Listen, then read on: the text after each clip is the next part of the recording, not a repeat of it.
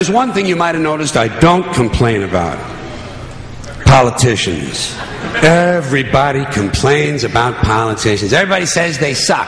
Yeah! Well, where do people think these politicians come from? They don't fall out of the sky. They don't pass through a membrane from another reality. They come from American parents and American families, American homes, American schools, American churches, American businesses, and American universities, and they're elected by American citizens. This is the best we can do, folks. This is what we have to offer. It's what our system produces. Garbage in, garbage out. Because if it's really just the fault of these politicians, then where are all the other bright people of conscience? Where are all the bright, honest, intelligent Americans ready to step in and save the nation and lead the way? We don't have people like that in this country. Everybody's at the mall, scratching his ass, picking his nose, taking his credit card out of his fanny pack and buying a pair of sneakers with lights in them. So I have solved this little political dilemma for myself in a very simple way. On election day, I stay home. I don't vote. Fuck them. Fuck them. I don't vote. Two reasons I don't vote. First of all, it's meaningless. This country was bought and sold and paid for a long time ago. The shit they shuffle around every 4 years doesn't mean a fucking thing. And secondly, I don't vote because I believe if you vote, you have no right to complain. People like to twist that around, I know. They say, well, if you don't vote, you have no right to complain. But where's the logic in that? If you vote, and you elect dishonest, incompetent people, and they get into office and screw everything up, well, you are responsible for what they have done. You caused the problem. You voted them in. You have no right to complain. I, on the other hand, who did not vote, who,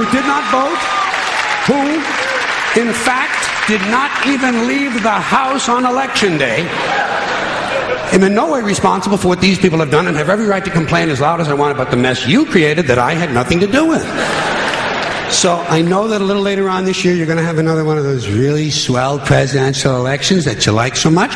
You'll enjoy yourselves. It'll be a lot of fun. I'm sure as soon as the election is over, your country will improve immediately. As for me, I'll be home on that day doing essentially the same thing as you.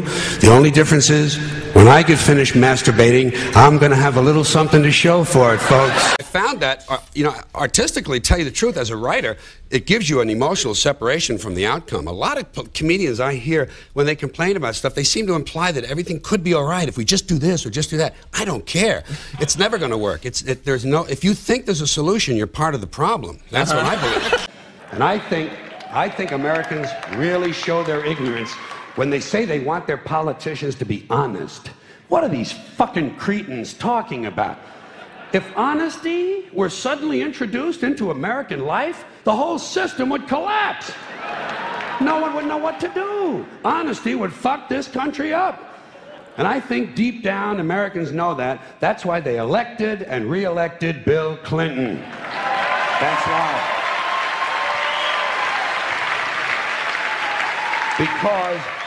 Because the American people like their bullshit right out front where they can get a good, strong whiff of it. Clinton might be full of shit, but at least he lets you know it. Dole tried to hide it, didn't he? Dole kept saying, I'm a plain and honest man. Bullshit. People don't believe that. What did Clinton say? He said, hi, folks, I'm completely full of shit, and how do you like that? And the people said, you know something? At least he's honest. At least he's honest about being completely full of shit. The thing about this country is they talk about how we have freedom of choice. You know, we have freedom of choice. Yeah, very limited. It's an important thing, limited choice. Two political parties, essentially, two. Big media companies, 5, 6. Max. Yeah. Oil companies down to 3 now, I think, overall, 3 or 4. Banks, the big brokerage houses, the big accounting firms, all of the things that are important reduced in choice. Newspapers in a city, how many? Used to be 3, 4, now it's 1 or 2 that are owned by the same people, and they also own a radio station and a TV station. But jelly beans, 32 flavors. Ice cream, all the things that don't matter. The unimportant things, a lot of choices. And you know what I say? You know what your freedom of choice is in America? paper or plastic. Yeah. That's it, man. It comes down to paper or plastic, cash or charge, aisle or window, smoking or non-smoking, Yeah. Coke or Pepsi. These are your choices. Everything else is kind of laid out for you. You get to do what they really want. They do what they want. The ones who own this country, they do what they want.